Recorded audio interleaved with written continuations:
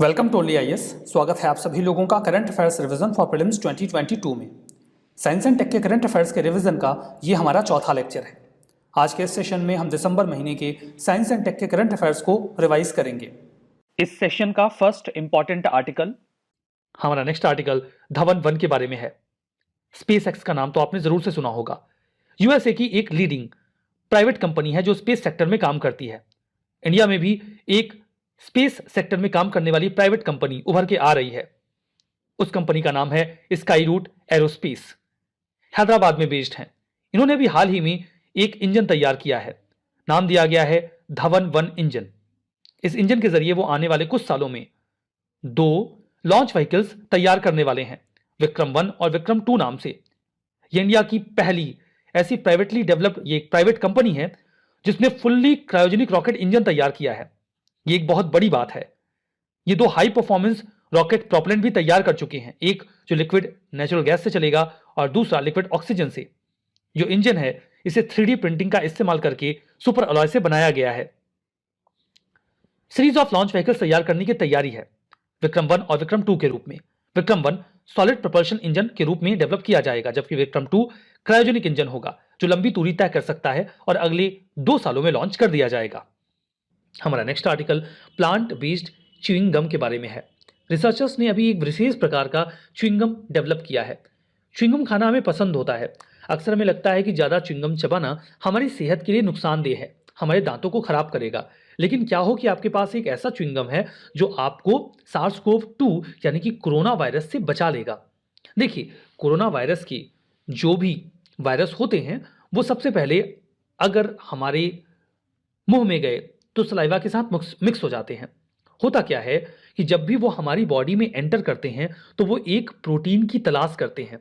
उस प्रोटीन का नाम है ACE2। उन्हें जैसे ही ये प्रोटीन मिलता है ACE2, वो खुद को ACE2 के साथ जोड़ देते हैं और फिर वो हमारी सेल में घुस जाते हैं। लेकिन अब हम उन्हें चकमा देने वाले हैं क्योंकि हम चबाएंगे एक च्युइंगम। उस च्युइंगम में ACE2 प्रोटीन होगा। जो भी कोरोना वायरस हमारे मुंह में होगा वो च्युइंगम को देखते ही उसका ACE2 पकड़ लेगा। उसे लगेगा कि ये ओरिजिनल ACE2 प्रोटीन है जिसके जरिए मैं सेल में घुसूंगा। लेकिन उसे क्या पता कि ये तो बाहर से एक च्युइंगम का ACE2 है, जिसके बाद हम कोरोना को चबा के थूक देंगे। क्या दिन आ गए हैं ना, कि मतलब कोरोना इतनी खतरनाक बीमारी, हम उसे मुंह में चबाकर थूकने की प्लानिंग कर रहे हैं। रिसर्चर्स ने तो एटलीस्ट यही कहा है जो उन्होंने अपनी रिसर्च को मॉलिक्यूलर थेरेपी जर्नल में छापा है उसके माध्यम से। आगे बढ़ने से पहले एक छोटी सी इन्फॉर्मेशन आप सभी के लिए है कि हमारे पास इस प्रीलिम्स 2022 के लिए कुछ कोर्सेज हैं जो कि आपके एग्जाम पॉइंट ऑफ व्यू से काफ़ी इंपॉर्टेंट हो सकते हैं। सबसे पहले इसमें एक प्रीलिम्स क्रैश कोर्स की बात हो रही है जिसका नाम तेजस है। इसमें आपको 250+ आवर्स के वीडियो लेक्चर्स, इसमें आपके करंट अफेयर्स और स्टैटिक दोनों इंक्लूडेड हैं। काफ़ी सारे टेस्ट, फुल लेंथ और सेक्शनल, और वीकेंड डाउट सेशंस वगैरह सब कुछ हैं इसमें आपको फ्री CSAT के क्लासेस और उनके टेस्ट सीरीज भी मिलती है। बट स्टिल अगर आप केवल टेस्ट सीरीज में ज्वाइन करना चाहते हो, आपको वीडियो लेक्चर्स नहीं चाहिए, आपका रिवीजन ऑलरेडी चल रहा है अच्छा, तो आप उसके लिए लास्ट माई लीप ज्वाइन कर सकते हो। इसमें आपके 19 सेक्शनल टेस्ट हैं, 5 करंट अफेयर्स के टेस्ट हैं, 15 फुल लेंथ टेस्ट हैं, 4 CSAT के टेस्ट हैं। इसको ज्वाइन करने के लिए आप dpp.onlyis.in पे ज्वाइन कर सकते हो। एट द सेम टाइम एक CSAT के लिए प्रोग्राम है जो कि ऐसे स्टूडेंट्स को केटर करता है जिनका CSAT वीक है। तो CSAT एक्सपर्ट प्रोग्राम आपके सभी CSAT के टॉपिक्स को कवर करता है वीडियो लेक्चर्स के फॉर्म में, और छोटे छोटे हैंडआउट्स भी हर लेक्चर के बाद आपको मिलते हैं प्रैक्टिस के लिए, और लास्ट में कुछ फुल लेंथ टेस्ट हैं इसमें। इसके अलावा अगर आप 2023 के लिए प्रिपेयर कर रहे हैं तो आप हमारे प्रारंभ बैच को ज्वाइन कर सकते हैं। इसमें आपको एक फुल फाउंडेशन बैच के तरीके से सारी रिक्वायरमेंट्स UPSC के पॉइंट ऑफ व्यू से फुलफिल की जाती है। इसमें वीडियो लेक्चर्स भी हैं, स्टडी मटेरियल्स भी हैं, टेस्ट सीरीज भी हैं, मेंटोरशिप भी है, इंटरव्यू गाइडेंस भी है, सब कुछ इसमें आपको मिलेगा। अगर आप इस बैच को ज्वाइन करना चाहते हो तो आप video.onlyis.in पे विजिट करो। याद रखना कि तेजस प्रोग्राम के लिए भी आपको video.onlyis.in पर ही विजिट करना है। अगर आपको कोई भी डाउट आता है इन सभी बैचेस से रिलेटेड तो आप हमें सिंपली इस नंबर पर कॉल कर सकते हो या फिर info@onlyis.com पे हमें मेल ड्रॉप भी कर सकते हो। तो चलिए डिस्कशन स्टार्ट करते हैं। हमारा नेक्स्ट आर्टिकल गगनयान मिशन के बारे में है।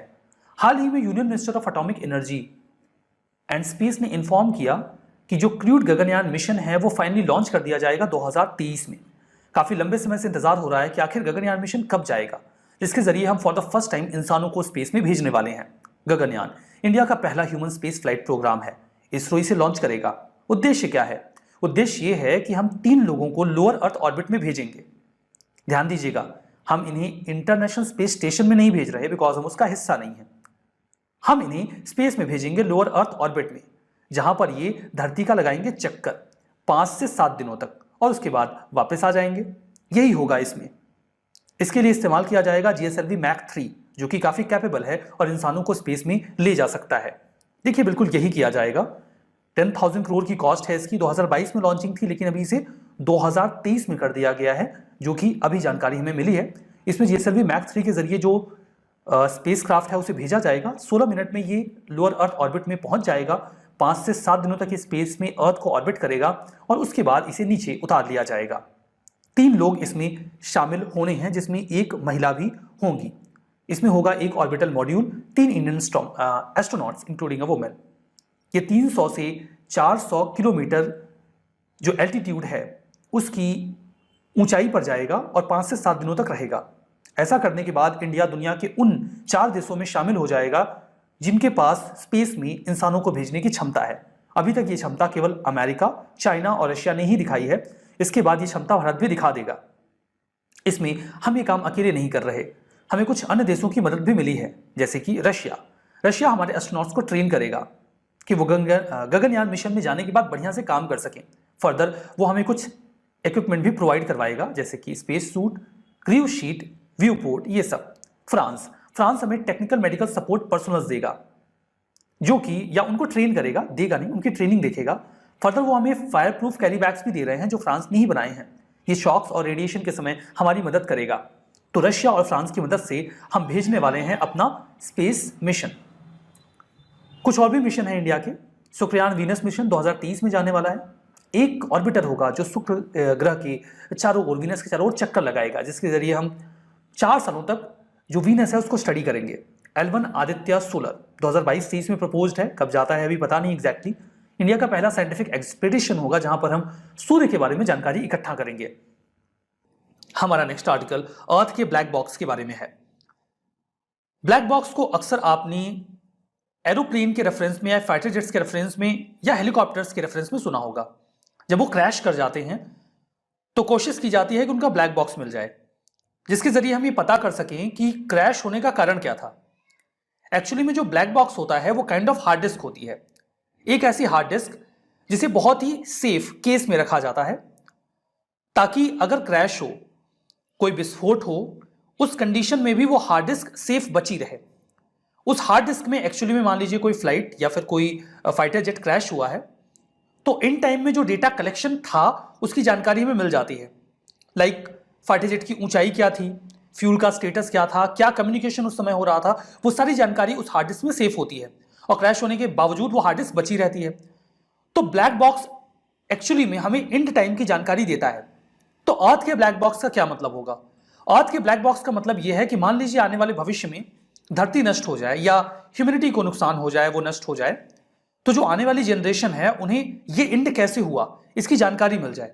अब भला हम ये कैसे करेंगे? जैसे मैंने आपसे कहा कि जो फ्लाइट्स में ब्लैक बॉक्स होता है वो स्टील या टाइटेनियम के केस में रखा गया एक हार्ड डिस्क होता है जो बहुत ही सिक्योर रखा जाता है। बिल्कुल वैसा ही एक स्टोरेज सिस्टम हम डेवलप करने वाले हैं जो स्टील के एक केस में होगा।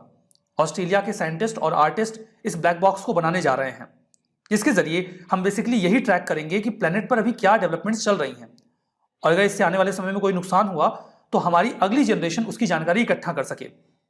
तो अर्थ का ब्लैक बॉक्स ये एक स्टील का स्ट्रक्चर होगा जिसके अंदर एक स्टोरेज सिस्टम होगा। हम जो कुछ भी आज डेवलपमेंट्स कर रहे हैं क्लाइमेट चेंज को लेकर, ओशन एसिडिफिकेशन या फिर जो ग्रीन हाउस गैसेस हैं उनको लेकर जो भी इनिशिएटिव्स लिए जा रहे हैं, जो बातचीत की जा रही है, उसका रिकॉर्ड इस हार्ड डिस्क में रखा जाएगा। अगर आने वाले भविष्य में इससे नुकसान हुआ तो पता चल जाएगा कम से कम कि ये कैसे हुआ। ये एक अनबायस्ड अकाउंट रखेगा, ऐसा नहीं कि किसी के फेवर में किसी के अगेंस्ट में, जो फैक्चुअल जानकारी है उसे ही यहाँ पे कलेक्ट किया जाएगा। मान लीजिए भविष्य में कोई नुकसान होता है तो जो बची हुई जनरेशन है उस पर भी बात चलेगी कि आपने देखिए इस सन में ये बात कही थी, आपने इसको फॉलो नहीं किया इसलिए नुकसान हुआ, और ये जानकारी हमारे इस ब्लैक बॉक्स में स्टोर्ड है। तो इसे कंस्ट्रक्ट किया जाएगा तस्मानिया में। यह ऑस्ट्रेलिया का एक आइलैंड है, साउथ कोस्ट पे मिलता है। ये देखिए ऑस्ट्रेलिया का मैप है, यहां पर है तस्मानिया, और यहीं पर इस ब्लैक बॉक्स को बनाए जाने की योजना चल रही है। फर्दर ये 3 इंच का थिक स्टील होगा जिसके ऊपर सोलर पैनल्स लगे होंगे ताकि ये अपनी जरूरत की एनर्जी खुद ही बना सके। फर्दर ये प्लेन का जो फ्लाइट रिकॉर्डर होता है उसी की तरह वर्क करेगा और जो भी डेटा है उसे स्टोर करेगा। उम्मीद यह है कि 30 से 50 सालों तक बचा रहेगा। इसका जो साइज है वो शहरों में चलने वाली जो बस होती है उतना ही बड़ा होगा और अंदर स्टोरेज के डिवाइसेस रख दी जाएंगी। 2022 तक इसके कंस्ट्रक्शन के कंप्लीट होने की उम्मीद है। हमारा नेक्स्ट आर्टिकल लेप्रोसी के बारे में है, जिसे आप कुष्ठ रोग भी कहते हैं। हाल ही में union minister of state for health and family welfare ने इस संबंध में एक प्रोग्रेस रिपोर्ट राज्यसभा में सबमिट की। दैट्स वाई लेप्रोसी न्यूज में आया। लेप्रोसी को हांसेंस डिसीज भी कहा जाता है। ये एक क्रॉनिक न्यूरोमस्कुलर डिसऑर्डर है। क्या होते हैं क्रॉनिक न्यूरोमस्कुलर डिसऑर्डर्स? इसमें देखिए कई प्रकार की बीमारियां आती हैं जो हमारे पेरिफेरल नर्वस सिस्टम को अफेक्ट करते हैं। ये बेसिकली कॉज्ड होता है माइकोबैक्टीरियम लेप्राई के द्वारा, एक प्रकार का बैक्टीरिया जो लेप्रोसी कॉज करता है। क्योंकि ये बहुत धीमे धीमे शरीर में पनपता है, इसीलिए इसका पता लगा पाना कई बार बहुत ज़्यादा मुश्किल हो जाता है और ये तब पता चल पाता है जब ये शरीर को कब्जे में ले चुका होता है। कुछ सिम्टम्स देखे जा सकते हैं जब शरीर इसकी चपेट में आता है, जैसे कि स्किन पर रेड पैचेस, घाव होना, शरीर के किसी हिस्से का सुन्न पड़ जाना, फीट में जो पैर होते हैं उनके निचले हिस्से पर या सोल्स में अल्सर्स का या बड़े घाव का देखा जाना, मसल में वीकनेस होना या वेट लॉस काफ़ी तेजी से होना। अगर इन्हें समय से ट्रीट नहीं किया गया तो ये डिसेबिलिटी कॉज कर सकते हैं। शरीर में विरूपता आ सकती है, बॉडी पार्ट्स डैमेज दिखेंगे, नर्वस सिस्टम को पूरी तरीके से डैमेज कर सकता है, हाथ और पैरों को भी, बॉडी में सेंसेशन भी कई सारे हिस्सों में खत्म हो सकती है। तो कहने को लेकर आप कह सकते हैं कि काफ़ी खतरनाक बीमारी है ये। इसे मल्टी ड्रग थेरेपी के माध्यम से क्योर किया जाता है, एक से अधिक दवाएं इस्तेमाल की जाती हैं। नेशनल लेप्रोसी इरेडिकेशन प्रोग्राम चलाया गया है सरकार के द्वारा। सेंट्रली स्पॉन्सर्ड स्कीम है। सेंट्रली स्पॉन्सर्ड स्कीम का मतलब ये होता है कि केंद्र और राज्य दोनों पैसे लगाएंगे। यूजुअली इसका रेशियो ये होता है कि जो सामान्य राज्य हैं वहाँ पर 60% पैसा केंद्र सरकार देती है और 40% राज्य सरकारें। जो हिमालयन स्टेट्स हैं या फिर नॉर्थ ईस्टर्न स्टेट्स हैं वहाँ पे 90% जो अमाउंट होता है वो केंद्र सरकार की ओर से जाता है, 10% राज्यों को लगाना होता है क्योंकि उनके पास रिसोर्सेज की कमी है। बात करें यूटीज़ की तो वहाँ पर सारा पैसा केंद्र सरकार ही लगाती है। तो ये तो मतलब हुआ सेंट्रली स्पॉन्सर्ड स्कीम का। इसके ऑपोजिट आता है सेंट्रल सेक्टर स्कीम, जहाँ पर हर जगह पे 100% अमाउंट सेंट्रल गवर्नमेंट ही खर्च करती है। तो सेंट्रली स्पॉन्सर्ड स्कीम है जो नेशनल हेल्थ मिशन के तहत आती है। 2030 तक इसके तहत हमें हर डिस्ट्रिक्ट में लेप्रोसी को खत्म करना है। इसके लिए कई सारी स्ट्रेटजीज भी ऑप्ट की गई हैं, जैसे कि केस को जल्दी डिटेक्ट कर लिया जाए, जो केसेस डिटेक्ट हो गए हैं उन्हें पूरी तरीके से ट्रीट किया जाए और वो किसी अन्य व्यक्ति तक ना फैले, इसका भी ध्यान रखा जाए। कई सारे इस बारे में इनिशिएटिव्स हैं, जैसे कि active case detection and regular surveillance. Urban area, rural area दोनों ही जगहों पर केसेस को डिटेक्ट करने का प्रयास किया जाता है। फर्दर फोकस्ड लेप्रोसी कैंपेन चलाया जाता है ऐसे डिस्ट्रिक्ट में जहां पर ये कम देखे जाते हैं लेकिन खतरा तो है ही। ऐसे एरियाज में भी जहां पर पहुंचना मुश्किल होता है, पहुंच कर कोशिश की जाती है कि कहीं वहां लेप्रोसी के केसेस तो नहीं। इसके अलावा निकुष्ट एक सॉफ्टवेयर है जिसके जरिए लेप्रोसी के केसेस को हम वहां पर रिपोर्ट कर सकते हैं। फर्दर एक joint monitoring and investigation group भी बनाया गया है ताकि लेप्रोसी के केसेस की जांच पड़ताल की जा सके। हमारा next article Parker solar probe के बारे में है। प्रोब का मतलब होता है जानकारी इकट्ठा करना। सोलर का मतलब समझ में आ रहा होगा कि सूरज के पास जाके जानकारी इकट्ठा करनी है। ये पहली बार है जब नासा का, इसे समझ में आ गया कि ये नासा का इनिशिएटिव है, ये पार्कर सोलर प्रोब। इसने ऑफिशियली सन को टच किया। सन को टच करने का मतलब ये नहीं सन के नज़दीक जाएगा तब तो जल ही जाएगा। एक्चुअली में जो अनएक्सप्लोर्ड सोलर एटमॉस्फेयर है, जिसे हम कोरोना कहते हैं, जिसके बारे में हमें अभी तक कुछ खास जानकारी नहीं है, ये उसके काफ़ी नज़दीक तक पहुंच गया। तो हम मान लेते हैं कि सूरज को टच कर दिया, बिकॉज अब जाके सीधा कूद तो जाएगा नहीं, सूरज में जल जाएगा ना। तो आप सन का स्ट्रक्चर समझिए पहले। देखिए सबसे सेंटर में आपको मिलता है कोर। यहाँ पर न्यूक्लियर फ्यूजन होता है जिससे जो सूरज है उसको रोशनी मिलती है। उसके ऊपर का जो येलो कलर वाला हिस्सा आपको दिख रहा है ये रेडिएशन जोन है। इसके ऊपर एक कन्वेक्शन जोन मिलती है। फर्दर ये वाला हिस्सा सबसे ऊपर का लेयर आप देख रहे हैं, इसे कहते हैं फोटोस्फीयर।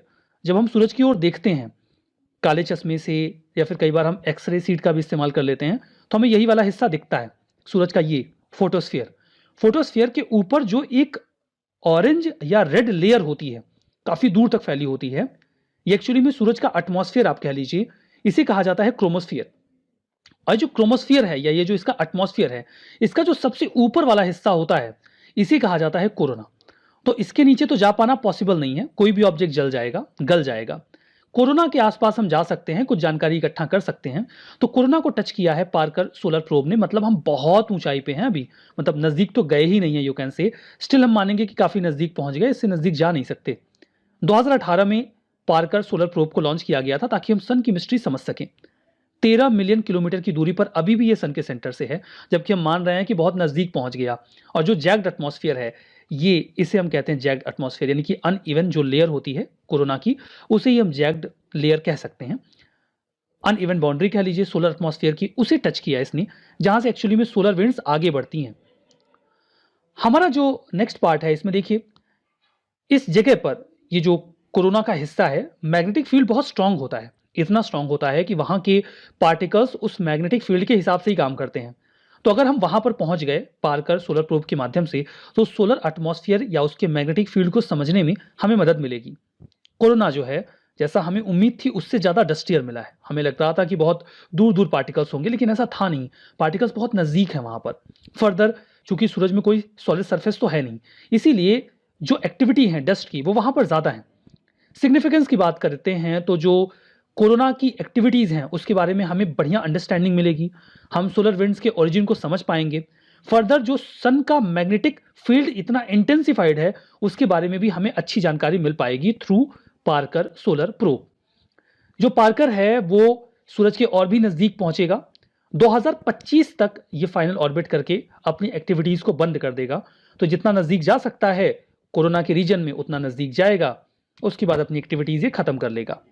हमारा next article experimental advance super conducting tokamak यानी कि ईस्ट के बारे में है। चाइना के टॉप साइंटिस्ट ने अभी ये कहा कि उन्होंने सक्सेसफुली एक फेक सन क्रिएट किया, एक आर्टिफिशियल सन यानी कि सूरज। ये जो आर्टिफिशियल सन रहा, इसे चाइना ने क्रिएट करने के लिए सन से भी 10 टाइम्स हॉटर जो हीट है उसको जनरेट किया, लगभग 20 सेकेंड्स के लिए। मतलब जितनी हीट जो हमारा सन है वो जनरेट करता है, उसका 10 गुना ज़्यादा हीट को जनरेट किया गया चाइना के द्वारा। ये न्यूज़ काफ़ी लंबे समय से है, अभी एक बार फिर से न्यूज़ में आई है, इसलिए हम डिस्कस कर रहे हैं। आर्टिफिशियल सन, इसका मतलब ये नहीं कि आसमान में कोई आर्टिफिशियल सूरज लटकाने वाला है चाइना। आर्टिफिशियल सन एक्चुअली में इनकी एक लेबोरेटरी है। इस लेबोरेटरी में ये काफ़ी ज़्यादा हीट अचीव करने की कोशिश कर रहे हैं। अब इसे आर्टिफिशियल सन क्यों कहा जा रहा है? अगर ये एक लेबोरेटरी है, एक लैब है जहां पर वो हीट जनरेट कर रहे हैं, तो फिर इसे सन क्यों बोल रहे हैं, सूरज क्यों बोल रहे हैं? इसको सन बोलने के 2 कारण हैं।